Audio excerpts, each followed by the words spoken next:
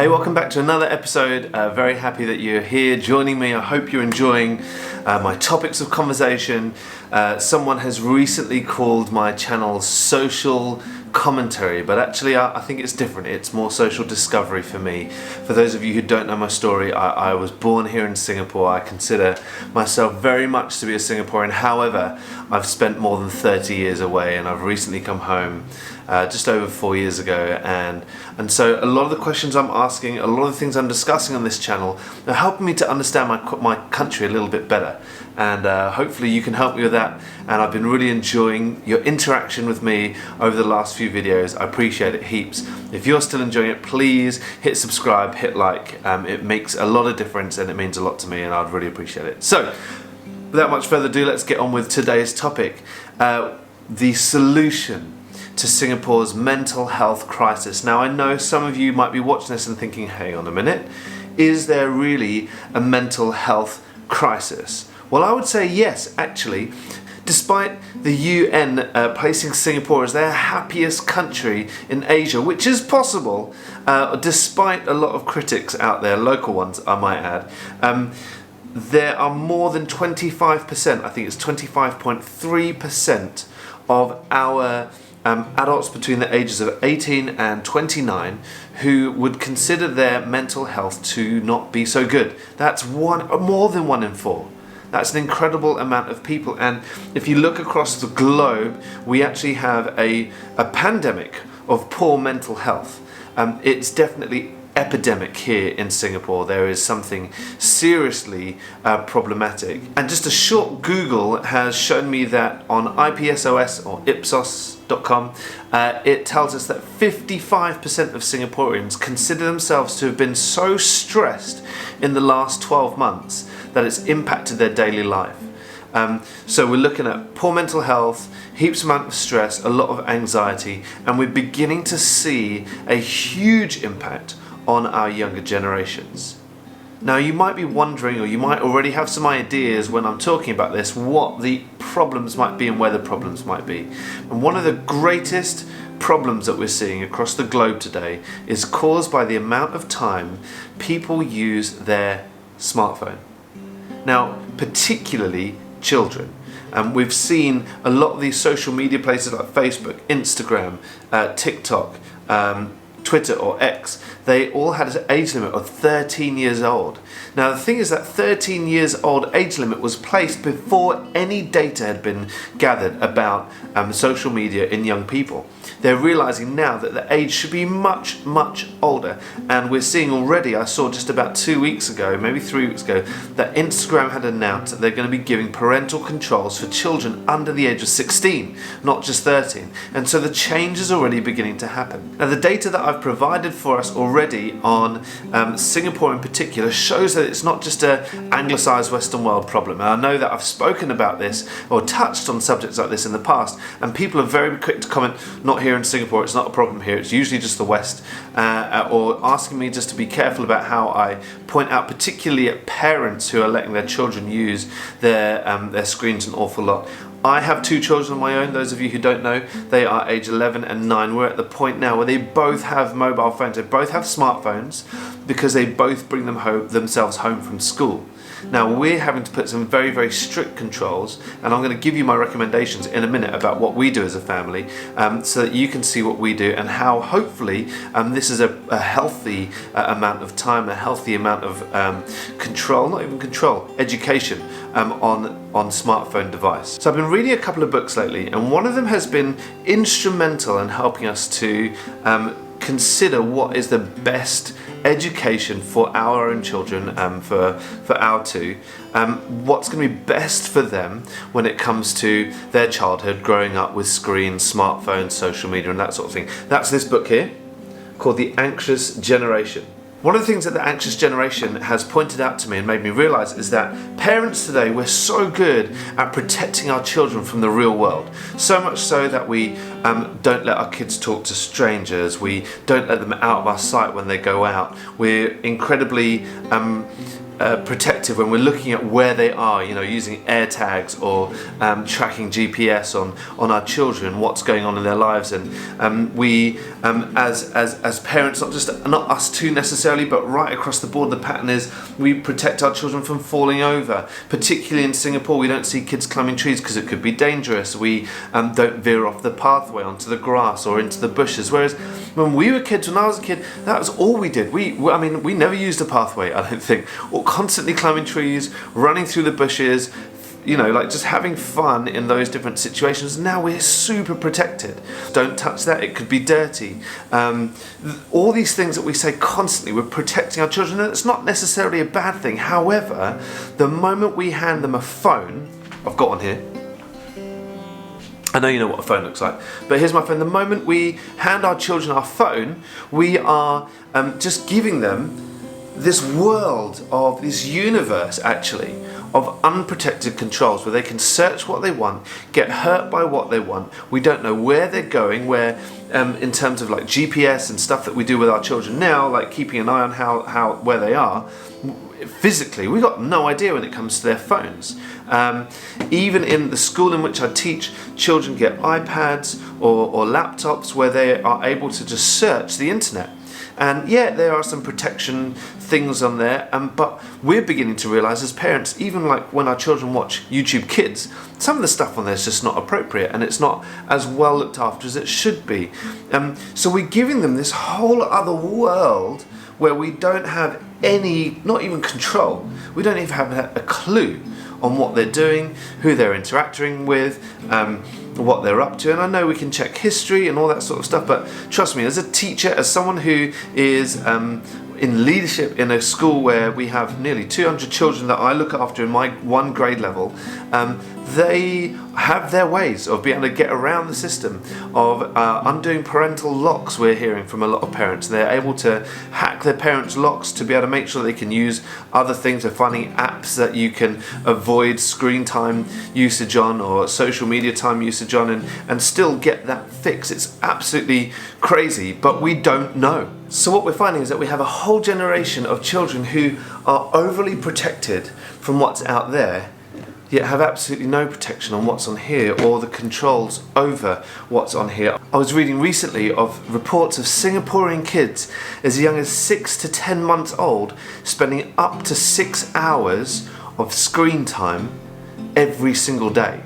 That's absolutely crazy. Now, this whole idea of this book, it could seem a bit scary, and maybe we might think that this is not a problem that we need to worry about. But trust me when I say, you only need to step out of your apartment to be able to see heaps of kids on phones, on devices, on the MRT, on the buses, waiting for the buses at the malls. Kids are glued to their screens. I go to work at a similar time to children go to school, and we live right near a school here, a local school here. I'm constantly walking past kids who have no idea that I'm there because they're so glued to their phones. They have a rough idea of their route to school and that's about it. I'm having to weave in and out. These kids, the moment they leave their house, parents, they're on their phones. I would honestly say, I could do a proper data gathering if you want me to, but I would say 8 out of 10 children who are without their helpers, so the little ones have their helpers with them, often sometimes a parent, but 8 out of 10 children who are probably above the age of 10 or 11 are on their phones, staring at their phones on their way to school. And obviously they get to school, and I'm hoping local schools have their own policies where they have devices put away and that sort of thing. I know ours does, the one that I work in does. But it's just shocking to be able to see how much our children are getting time on their phone. The phone zone is not even a problem that is just children alone.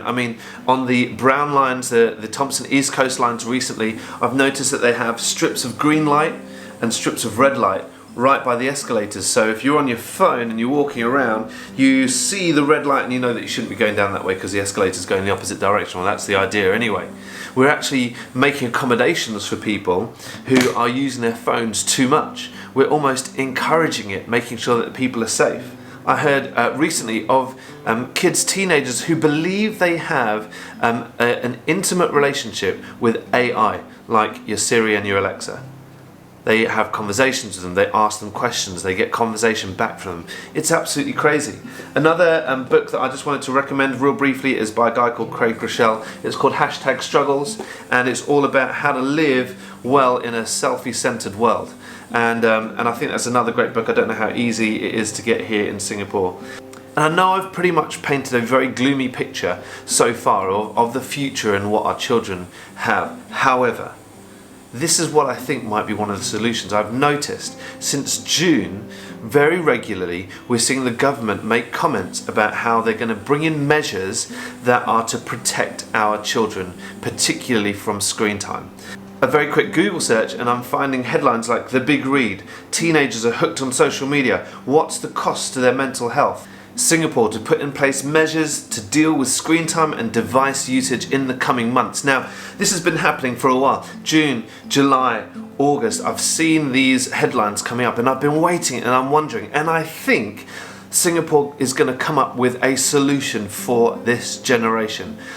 Looking at the statistics, right across the board in Singapore, it is an epidemic. We are in trouble at the moment with regards to how much people are using their mobile phones and how it is so clearly correlated with their poor mental health. If you need information on it, recommend getting this book. There's so much information, I can't even begin to talk about it. I mean, you'll see in this wonderful book, there's graphs, there's statistics, there's all sorts of stuff. I'm not going to pretend to be the author of this book, but I genuinely think that you need to have a good read of this.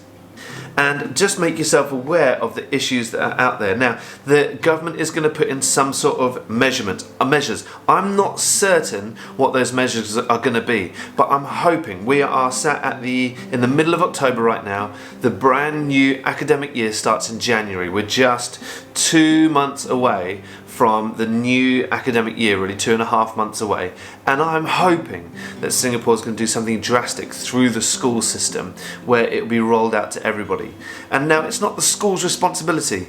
Parent, I'm talking to you as a parent. This is our responsibility to get it right. But I really hope that in a place where we can monitor it really, really well, like schools, we are going to have, as a nation, a better grip on our social media usage, our screen time, and the way that our young people are interacting with those things.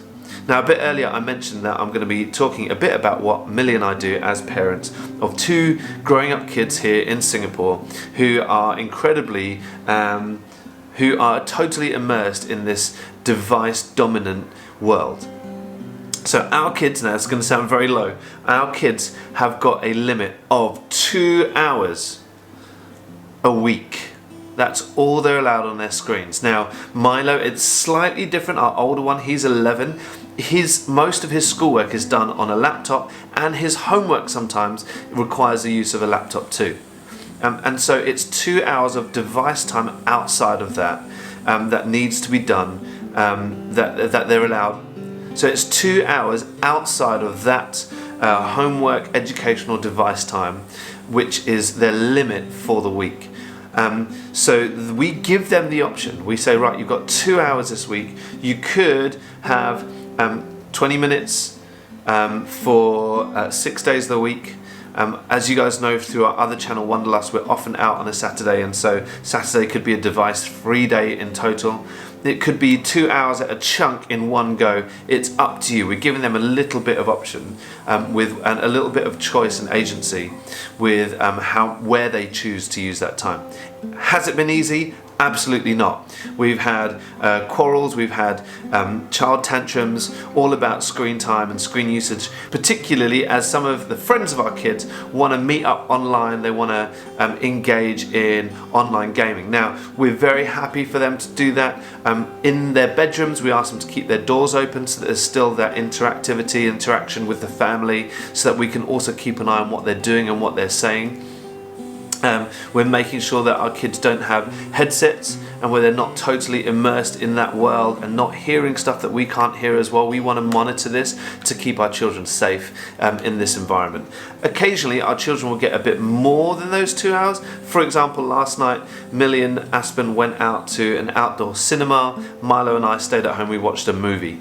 We don't count that towards their 2 hours. That's family time. That's still time that we're spending together. It's still a chance for us to chat about the movies afterwards. It's social time, and doing something like that together is really, really important. And so we don't watch movies regularly. We're not like a movie family. We're often out and about and doing different things.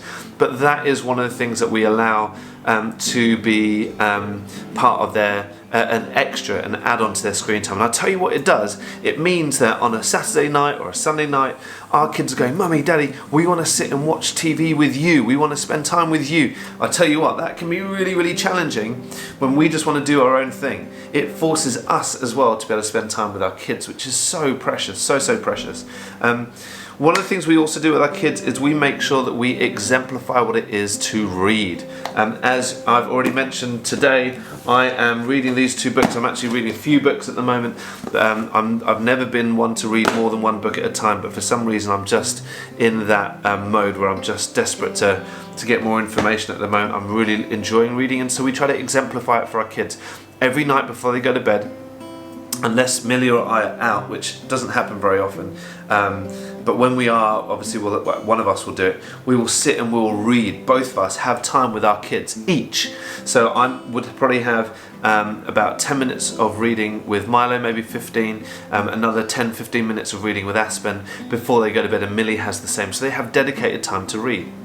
On the MRT, on the train, if we're taking a long journey, if we're traveling to the west for something, I brought a book along with me, and I sat on the book and I read.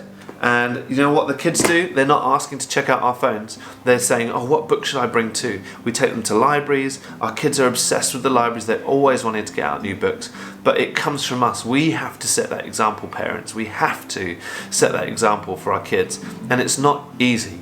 For me, it's probably one of the hardest parts of parenting, because sometimes I don't want to read. Sometimes I do just want to veg out in front of the TV. But I tell you what, I've got to set aside my own preference, my own selfishness, if I can be really blunt, and give that time to invest in my children, to give them a really, really healthy, not just outlook on life, but healthy mental health, healthy habits for moving forward to them too. Anyway, I've talked way more than I expected to today. Thank you for listening and for paying attention to what I'm saying, even if you've skipped ahead. I know sometimes you do that. What I'd be really, really pleased for you to do is to be able to just comment. Please let me know what you think of this potential solution that's going to come from the government, and what our schools could do, what our parents could do. Do you see this as an epidemic? Do you see this as a problem in our society today? Kids, teenagers, everybody on their phones all the time. Let me know if you've read this book, if you think it's a good one, what things have stood out to you, and if you haven't, please go and check out The Anxious Generation by Jonathan Haidt. I don't know the guy. He hasn't asked me to make this video.